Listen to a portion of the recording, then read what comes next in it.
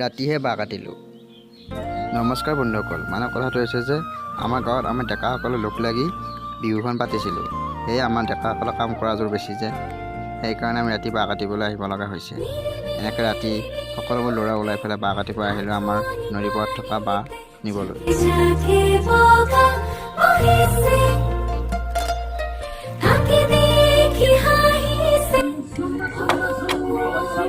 ৰাতিৰ কাম আৰু এনেকৈ গোটেইকেইডাল বাঁহ ঠেলাত ভৰাই আমি ঠেলাৰে লৈ আহিলোঁ বাঁহকেইডাল, আৰু এনেকৈ বাঁহ আনি থৈ পেলাই আমি ঘৰলৈ সকলোবোৰ আহিলোঁ। পিছদিনা আকৌ এনেকৈ ল'ৰাবোৰ যাই আমি এনেকৈ মঞ্চখন বনালোঁ আৰু ইফালে ৰভাখনো দিলোঁ।